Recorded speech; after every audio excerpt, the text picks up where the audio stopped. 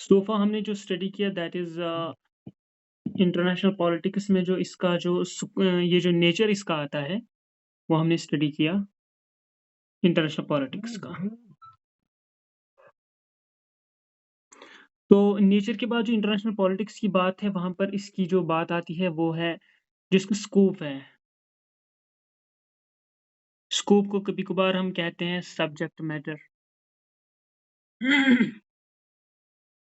और इसी स्कोप में मोस्टली जो इसकी होती है इम्पोर्टेंस यानी सिग्निफिकेंस भी होती है। तो नेचर के बाद ये एक इम्पॉर्टेंट टॉपिक सब टॉपिक है इस यूनिट में।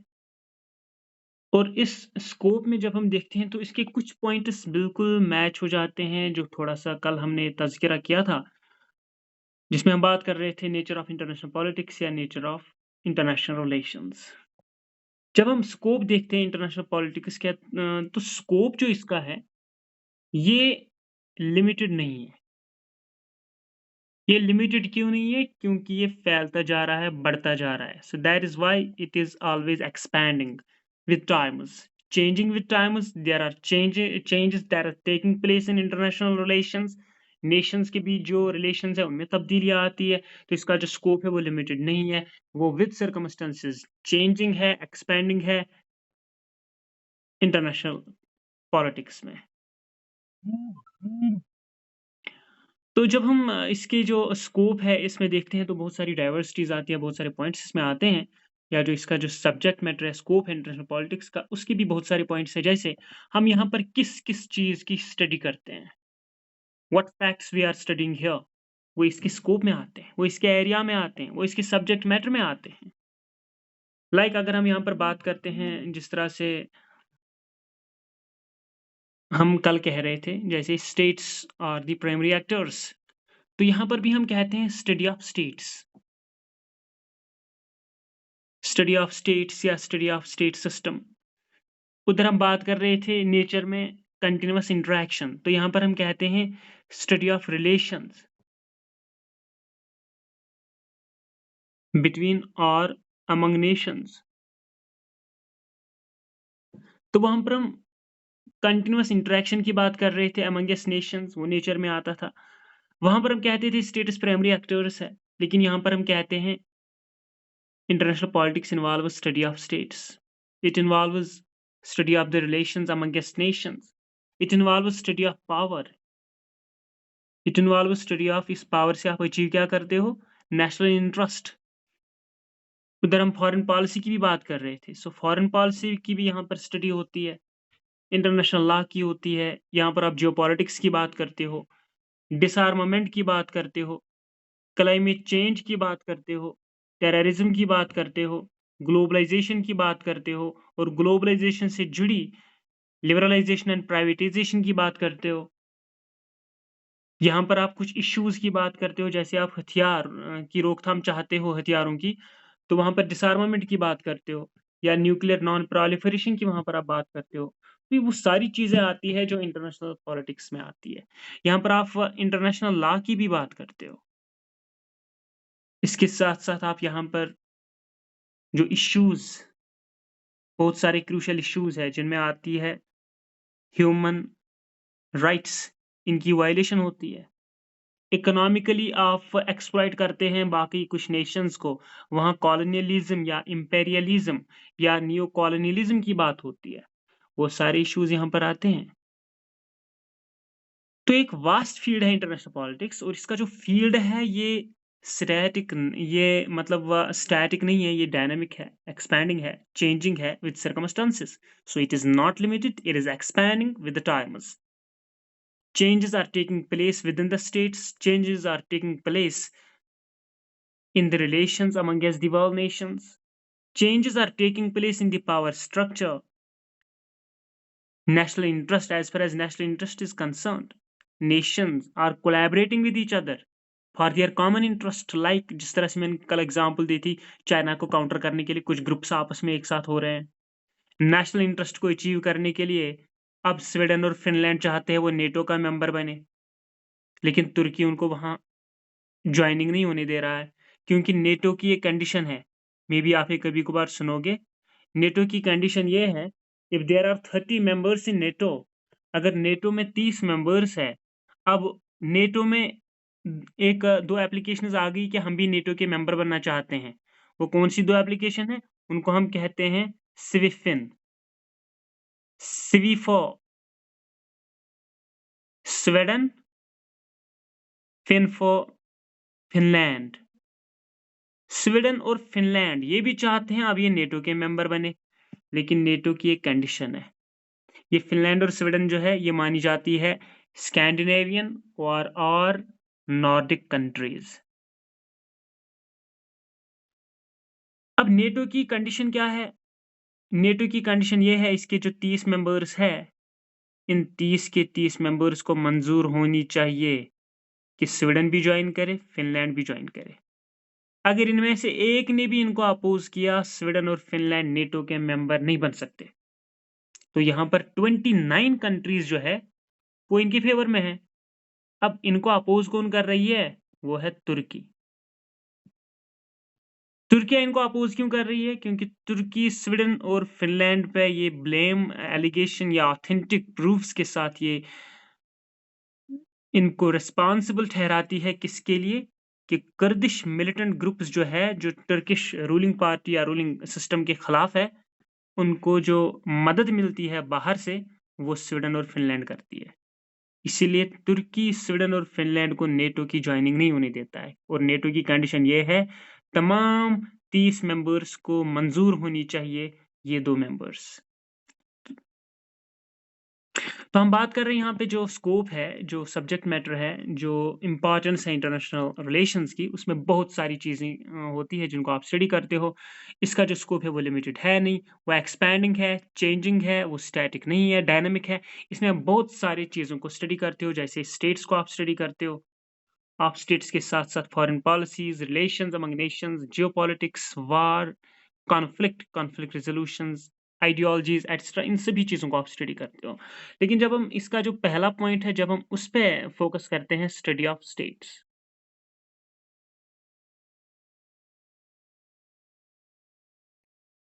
जब हम कहते हैं स्टडी ऑफ स्टेट्स या नेशन स्टेट्स, एक ही बात है स्टेट्स और नेशन स्टेट्स। जब आप इन नेशंस को स्टडी करते हो, तो इनको आप मानते हो कल जो हमने सुना इनको आप मानते हो primary actors. So nations are primary actors. So international politics जो है, इसमें नेशंस का होना ज़रूरी है क्योंकि इसके एक्टर्स हैं और ये नेशन तब कंप्लीट होता है जब इसकी टेरिटरी होती है और एक नेशन की जो टेरिटरी है वो 3 चीज़ों से बनती है, land mass, air and water.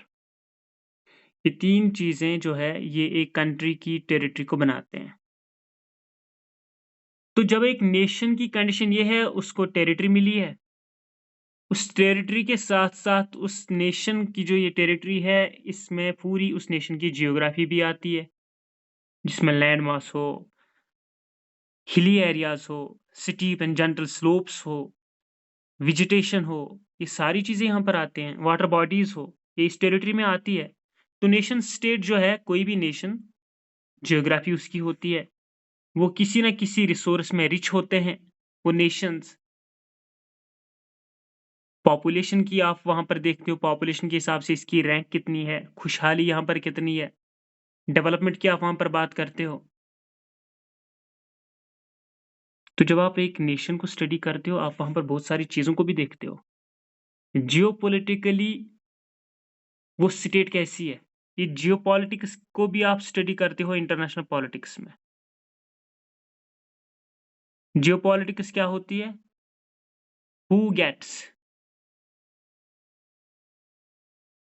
What, when, where and how. So geopolitics में आप ये देखते हो किसने क्या हासिल किया, कैसे हासिल किया, कब हासिल किया, कहाँ हासिल किया। और इस जियोपॉलिटिक्स में आप ज़्यादातर फ़ोकस करते हो रिसोर्सेज़ पर, स्ट्रेटेजिक एरियाज़ पर। ये जियोपॉलिटिक्स क्या है? अगर आपने सुना होगा ये चाइना को काउंटर क्यों करना चाहते हैं ये लोग, चाहे क्वाड्रिलेटरल की बात हो, AUKUS की बात हो, इंडिया के साथ इनकी कोलैबोरेशन की बात हो, ये चाइना को क्यों काउंटर करना चाहते हैं?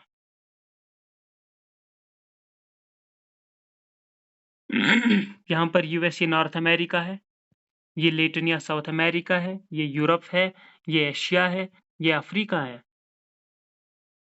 इस एशिया में जो है ये चाइना है फॉर एग्ज़ाम्पल, और यहाँ पर जो है चाइना सी है, साउथ चाइना सी।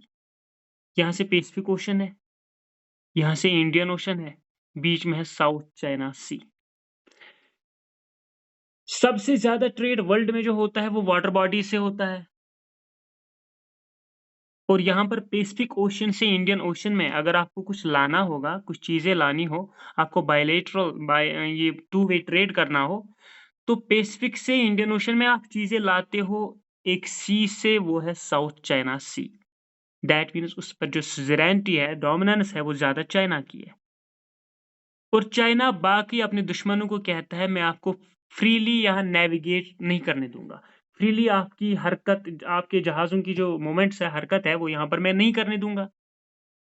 और बाकी जो जो वेस्ट है, वेस्ट बैकवर्ड यहाँ पर इसके जो हवारी है वेस्ट के, वो चाइना के इस इक़दाम के खिलाफ यहाँ ओपनली पॉइंट रखते हैं कि हम फ्री नेविगेशन चाहते हैं, हम फ्री नेविगेशन यहाँ पे चाहते हैं। तो इस तरह से यहाँ पर जब हम एक वाटर बॉडी को देखते हैं, इस वाटर बॉडी में जहाज़ों की नेविगेशन है, और ये वाटर बॉडी 2 बड़े ओशियंस को कनेक्ट करती है, इंडियन एंड पैसिफिक, लेकिन ये वाटर बॉडी मोस्टली चाइना के कंट्रोल में है। और इस चाइना के कंट्रोल की वजह से बाकी वेस्ट और वेस्ट के बैकवर्ड, वेस्ट के जो एजेंट्स यहाँ पर है, ये आपस में कोलैबोरेट करके चाइना को रिस्ट्रिक्ट करना चाहते हैं, और इसके लिए वो आपस में रिलेशन बढ़ाते हैं। तो यहाँ पर आप स्टेट को स्टडी करते हो, स्टेट की जियोग्राफी, टेरिटरी को स्टडी करते हो, स्टेट की जियोपॉलिटिक्स को स्टडी करते हो। अब ये साउथ चाइना सी है, ठीक है, ये कनेक्टिंग लिंक है पैसिफिक और इंडियन ओशन के बीच। लेकिन एक और चीज़ यहाँ पर ये है, ये रिसोर्सेज़ में रिच है क्योंकि यहाँ पर कुछ आइलैंड्स है। यहाँ पर कुछ आइलैंड्स है और यहाँ पर कुछ मिनरल्स निकलते हैं। सो साउथ चाइना सी में कुछ एरियाज़ रिच है रिसोर्सेज़ में। और याद रखना साउथ चाइना सी जो है, उसमें जो चाइना ने कंट्रोल की है टेरिटरी, उसको एक नाम से हम जानते हैं। उस नाम को हम कहते हैं 9 डैश लाइन। वो ऐसे-ऐसे लाइन है, तो उसको हम कहते हैं 9 dash line. 9 dash line south China sea में है और ये डिनोट करती है चाइनीज़ कंट्रोल्ड एरियाज़। तो यहाँ पर ये रिसोर्सेज़ में भी रिच है साउथ चाइना सी, कनेक्टिंग लिंक भी है 2 बड़े ओशियंस के बीच। तो जब ये रिसोर्सेज़ में रिच है, तो बाकी कंट्रीज़ इस पे काबिज़ होना चाहती है। बाकी कंट्रीज़ भी अपना हिस्सा इसमें से निकालना चाहती है। दैट इज़ व्हाई जियोपॉलिटिक्स पे यहाँ पर लड़ाई चल रही है, कॉन्फ्लिक्ट चल रहा है। और ये जियोपॉलिटिक्स बिल्कुल उसी तरह से है, जिस तरह से जो इज़राइल है, इसराइल, इसराइल को 2019 में डोनाल्ड ट्रंप ने ऐलान किया जॉर्डन का जो पार्ट है गोलान, उनको कहा जाता है गोलान हाइट्स। वो स्ट्रैटेजिकली बड़ा इम्पोर्टेंट है। ये स्ट्रैटेजिक एरिया क्या होता है, ये जैसे तोश मैदान है, जो आपने सुना होगा कश्मीर में तोश मैदान। ये मिलिटरीली अच्छा एरिया होता है और टेस्टिंग, न्यूक्लियर ये वेपन्स टेस्टिंग के लिए भी अच्छा होता है, प्रैक्टिस के लिए भी अच्छा होता है, और मिलिट्री ज़ोन ये अच्छा रहता है। और इससे आप बहुत सारे एरियाज़ पे नज़र रख सकते हो। तो स्ट्रैटेजिकली इम्पोर्टेंट एरियाज़ भी जियोपॉलिटिक्स में आते हैं। रिसोर्सेज़ आपने कहाँ से एक्सट्रैक्ट किए, वो भी जियोपॉलिटिक्स में आता है। और इस जियोपॉलिटिक्स की वजह से ही ज़्यादा जो नेशंस आपस में हैं, खुले दुश्मन बन जाते हैं। तो यहाँ पर आप स्टडी ऑफ स्टेट्स को करते हो। इस स्टडी ऑफ स्टेट के बाद आप स्टडी ऑफ नेशनल इंटरेस्ट भी करते हो। जब आप नेशनल इंटरेस्ट की बात करते हो, कल जब हम पढ़ रहे थे नेचर में, तो states were primary actors and national interest was the objective. National interest was the objective there. That is why national interest भी ज़रूरी है scope of international politics में। क्यों? क्योंकि एक नेशन तब तक सर्वाइव नहीं कर सकता जब तक कि वो अपना नेशनल इंटरेस्ट सिक्योर नहीं कर सकता। जब तक कि वो अपना नेशनल इंटरेस्ट सिक्योर नहीं कर सकता। और ये नेशन अपना नेशनल इंटरेस्ट सिक्योर और अचीव करता है in relation to other nations. तो बहुत सारे नेशंस के डिफरेंट नेशनल इंटरेस्ट्स भी होते हैं और कॉमन नेशनल इंटरेस्ट्स भी होते हैं। लाइक कॉमन उनके लिए चाइना है, लेकिन डिफरेंट उनके लिए ये है, इम्पोर्ट एक्सपोर्ट वो करते हैं। तो हर कोई देश सर्वाइव तब करता है जब वो अपना नेशनल इंटरेस्ट अचीव करता है और इसको सिक्योर करता है। और मोस्टली ये नेशंस इंटरनेशनल पॉलिटिक्स में नेशनल इंटरेस्ट अचीव और सिक्योर करते हैं in relation to other nations, in relation to other nations. अब देखो, बिल्कुल ये स्कोप मैंने पहले ही बता दिया, ये जो स्कोप जो हम पढ़ते हैं ये थोड़ा सा इंटर रिलेटेड है नेचर के। अब स्टडी ऑफ नेशंस आपने किया, आपने नेशनल इंटरेस्ट भी देखा, और तीसरे पॉइंट आप पावर की बात करते हो तीसरे नंबर पे।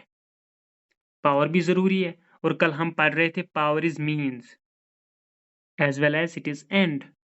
पावर मीन्स भी है, एंड भी है। सो नेशंस के लिए पावर मीन्स है to achieve national interest, to protect your national interest, to secure your national interest. तो अपने इंटरेस्ट को फुलफिल करने के लिए आप पावर इस्तेमाल करते हो। आपको ऑयल चाहिए था, आपने ब्लेम लगाया, प्रोपेगेंडा किया इराक के खिलाफ, आपने ऑयल वेल्स पे कंट्रोल किया, पावर इस्तेमाल करके आपने अपना इंटरेस्ट अचीव किया, झूठ का सहारा लेके। लेकिन कभी कभार ये नेशनल इंटरेस्ट आप अचीव करते हो बाय पीसफुल मीन्स, लेकिन कभी कभार आप पावर इस्तेमाल करते हो। So power is the means to achieve national interest. Like America ने इराक में तेल हासिल किया। फॉर एग्जाम्पल रिजीम चेंज, जो इस वक्त हमारा पड़ोसी है पाकिस्तान, अगर वहाँ रिजीम चेंज की बात करेंगे तो रिजीम चेंज के पीछे भी पावर, चाहे वो मनी पावर हो या डिप्लोमेटिक पावर हो, वो इस्तेमाल हुआ है रिजीम चेंज के लिए। तो वहाँ किसी का इंटरेस्ट होगा, तभी उन्होंने चाहा कि वहाँ पर जो है रिजीम है उसको हम चेंज करेंगे, जो खान की थी। So power is the means to achieve your national interest, but this power is also an end. ये पावर एंड भी है। और वैसे भी डे वन जब हम इंटरनेशनल पॉलिटिक्स हमने स्टार्ट की, इंट्रोडक्शन में हैनस जे मॉर्गेंथो की डेफिनेशन, दैट इंटरनेशनल पॉलिटिक्स जो है it is all about struggle for power among nations. तो जब international politics is all about struggle for power among nations, that is why nations are using power against one another to achieve their national interest. तो वहां पर जब आप power इस्तेमाल करते हो नेशनल इंटरेस्ट अचीव करने के लिए, तो वहां पर ये मीन्स बन जाता है। लेकिन ये एंड कब बन जाता है? ये एंड तब बन जाता है जब आप क्या करते हो, अपने एक दुश्मन के खिलाफ आप स्ट्रांग रहना चाहते हो, आप न्यूक्लियर वेपन्स रखते हो, स्ट्रांग मिलिट्री रखते हो, टेक्नोलॉजी रखते हो, स्ट्रांग इकोनॉमी रखते हो, अपने सॉफ्ट पावर यानी कल्चर को भी आम करना चाहते हो। तो आप ये पावर की इक्वेशन जो है इसको बनाए रखने की कोशिश करते हो। जब आप इसको बनाए रखने की कोशिश करते हो और आपका मकसद ये होता है कि हम किसी भी दुश्मन को यहाँ से ज़ेर कर सकें, उसको आराम से यहाँ से रिटेलिएट कर सकें, उसको जारहाना जवाब दे सकें, इसलिए आप तैयारी करते हो और पावर इक्वेशन स्ट्रॉन्ग, स्टेबल और बैलेंस रखते हो। तो जब आप पावर से कुछ चीज़ें अचीव करते हो नेशनल इंटरेस्ट के लिए, तब मीन्स बन जाता है। When you are achieving national interest, that time you are using power as a means to achieve those very things. But when you are maintaining the power structure, when you are maintaining economical, physical, and soft power, when you are maintaining your all-round power in order to defend yourself from enemies, उस वक्त आप power को as and समझते हो। तो Nations की study, national interest की study, power की स्टडी, और इस पावर के साथ साथ हम यहाँ पर फॉरेन पॉलिसी की भी स्टडी करते हैं।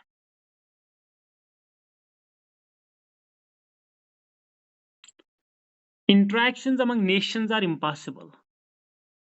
नेशंस के बीच जो इंटरेक्शन है वो इम्पॉसिबल है without foreign policy. Foreign policy के बगैर आप अपनी रिलेशन नहीं बढ़ा सकते। सो फॉरेन पॉलिसी में कुछ ऑब्जेक्टिव्स आते हैं, कुछ सॉर्ट ऑफ एक्शंस आती हैं, प्रिंसिपल्स आती है, जिनको आप फॉलो करते हो एक पर्टिकुलर नेशन के लिए। जिस कंट्री के साथ आपकी फॉरेन पॉलिसी अच्छी है, वो कंट्री आपसे अपने इंटरेस्ट अचीव करती है और आपकी कंट्री उस कंट्री से अपने इंटरेस्ट अचीव करते हैं। तो किसी के साथ आपकी फॉरेन पॉलिसी स्टेबल होगी, अच्छी होगी, तो आप दोनों आपस में इंटरेस्ट्स अचीव करते हो अपने-अपने, इम्पोर्ट एक्सपोर्ट से। आपस में आप एग्रीमेंट करते हो nuclear, military, technological, educational, economical, all round. अच्छे और बुरे वक़्त में एक-दूसरे का साथ देते हो। अपनी फॉरेन पॉलिसी आप उस पर्टिकुलर नेशन के साथ स्ट्रॉन्ग रखते हो, स्टेबल रखते हो।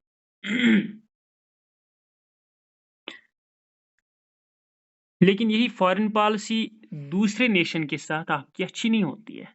वहाँ पर आप कॉन्फ्लिक्ट के शिकार हो जाते हो। वहाँ पर आप मिसअंडरस्टैंडिंग के शिकार हो जाते हो। तो नेशंस के बीच जो इंटरैक्शंस चलती है, all those very interactions are possible only and only when foreign policy is perfect. क्योंकि आप देखो, study of nations, study of national interest आप अचीव करते हो पावर से। लेकिन ये नेशनल इंटरेस्ट जब आप पीसफुली अपने दोस्त मुल्क से अचीव करते हो, तब वहाँ पर ये अचीव आप करते हो through your foreign policy towards your friendly nation. तो जब आप कुछ सेट ऑफ एक्शंस या कोर्स ऑफ एक्शन या ऑब्जेक्टिव्स अचीव करने के लिए कुछ एफर्ट्स लगाते हो एक पर्टिकुलर नेशन की ओर, तब जाके उस नेशन से आपको अपना इंटरेस्ट हासिल होता है और उसी नेशन को आपके नेशन से अपना इंटरेस्ट हासिल होता है। बट इन जनरल एक नेशन दूसरे नेशन से अपना इंटरेस्ट हासिल तब करता है जब उस नेशन की दूसरे नेशन की ओर फॉरेन पॉलिसी अच्छी हो। So nations are using foreign policy as an instrument in order to achieve their goals, objectives of national interest. So foreign policy को हम कह सकते हैं it is a course of action or set of actions through which nations are achieving their interests from one another. तो यहाँ interaction भी रहती है और आप इंटरेस्ट भी अचीव करते हो। और इसी फॉरेन पॉलिसी के रिलेटेड एक और चीज आती है, उसको हम कहते हैं इकोनॉमिक इंटरेक्शन या इकोनॉमिक इंस्ट्रूमेंट्स। एक और पॉइंट है that is economic instruments of international politics. ये economic instruments of international politics क्या है? देखो, हम यहाँ पर कहते हैं, जैसे आपको 12th में पॉलिटिकल था, नहीं था, वो अलग बात है। मैं यहाँ पर आपको समझाता हूँ। यहाँ पर कहा जाता है फर्स्ट वर्ल्ड, फिर कहा जाता है सेकंड वर्ल्ड, फिर कहा जाता है थर्ड वर्ल्ड। फर्स्ट वर्ल्ड में आता है वेस्ट, जिसको डोमिनेट करता है यूएस। सेकंड वर्ल्ड में आता है रशिया, यानी सोवियत यूनियन था तब। और थर्ड वर्ल्ड में जो आता है, इसमें डेवलपिंग और अंडर डेवलप्ड कंट्रीज आती है, एशिया की, अफ्रीका की, लैटिन या साउथ अमेरिका की। अब यहाँ पर जो पहला ग्रुप है ये डेवलप्ड है, दूसरा भी डेवलप्ड है। अब ये जो है ये अंडर डेवलप्ड है या डेवलपिंग है। गरीब और गरीब तर, अमीर तरीन ये दो हैं। तो यहाँ पर पॉइंट है economic instruments of international politics, ये भी इसके स्कोप में आता है। इकोनॉमिक इंस्ट्रूमेंट्स कब कारआमद साबित होते हैं? जब एक अमीर देश गरीब देश को मदद करती है, जब एक अमीर देश गरीब देश को लोन देती है, जब एक अमीर देश गरीब देश को फॉरेन एड देता है, ट्रेड बूस्ट करता है, टेक्नोलॉजी प्रोवाइड करता है, रिसोर्सेज रॉ मटेरियल्स प्रोवाइड करता है। तो इकोनॉमिक रिलेशंस की वजह से भी जो है इंटरनेशनल पॉलिटिक्स चलती है। So we can say economic relations जो है या इकोनॉमिक इंटरेक्शंस जो है, जब हम इनको स्टडी करते हैं, ये भी एक वाइटल पार्ट है इंटरनेशनल पॉलिटिक्स का। इसमें डेवलप्ड वर्सेस डेवलपिंग की बात रहती है। डेवलप्ड डेवलपिंग को मदद करती है। तो economic instrument of international politics भी इंपॉर्टेंट है, एक इंपॉर्टेंट पार्ट है इंटरनेशनल रिलेशंस का। उसके बाद हम स्टडी करते हैं इस इंटरनेशनल रिलेशंस में, जब हम यूएन की बात करते हैं, जब हम सार्क की बात करते हैं, जब हम आसियान की बात करते हैं, जब हम यूरोपियन यूनियन की बात करते हैं, जब हम गल्फ कोऑपरेशन काउंसिल की बात करते हैं, जब हम आईएमएफ की बात करते हैं, जब हम वर्ल्ड बैंक की बात करते हैं, जब हम वर्ल्ड ट्रेड ऑर्गेनाइजेशन की बात करते हैं। यहाँ पर दो चीजें मैंने मेंशन की, देखो, जिनको मैं ब्लू से गोल करूंगा United Nation, International Monetary Fund, World Bank and World Trade Organisation, ये है इंटरनेशनल ऑर्गेनाइजेशंस। अब जो पेंडिंग है जिनको मैंने अनसर्कल नहीं किया, SAARC, ASEAN, European Union, Gulf Cooperation Council etcetera etcetera, वो सारी है regional organizations. The difference between international and regional organization is this: all the countries of the world are members of international organizations, but a regional organization is limited to a particular region. So international organization is popular all over the world. It is spread throughout the world. It is having all countries as its members. लेकिन regional organisation जो है ये क्या होती है? It is limited, it is contented to a particular region. Like South Asia के लिए SAARC countries है, उनको साउथ एशिया माना जाता है। साउथ ईस्ट एशिया के लिए आसियान है। यूरोप की कंट्रीज के लिए यूरोपियन यूनियन है। अरब वर्ल्ड के लिए गल्फ कोऑपरेशन काउंसिल है। अफ्रीकन के लिए Organisation of African States, Organisation of American States. Islamic countries के लिए OIC, Organisation Islamic Countries. Shanghai Cooperation Organisation. तो एक पर्टिकुलर रीजन में ये रीजनल ऑर्गेनाइजेशंस है। चाहे आप रीजनल ऑर्गेनाइजेशन को पढ़ो, चाहे आप इंटरनेशनल ऑर्गेनाइजेशन को पढ़ो, जो इंटरनेशनल लेवल पर पॉपुलर है ऑल ओवर द वर्ल्ड, एक पर्टिकुलर रीजन में ये पॉपुलर है। तो जिसको भी आप पढ़ो, चाहे वो इंटरनेशनल हो या रीजनल हो, all this comes under the scope of international politics. International politics. तो इसके बगैर भी बहुत सारे और सेटअप्स हैं, and we are going to study them in tomorrow's lecture hopefully इंशाल्लाह।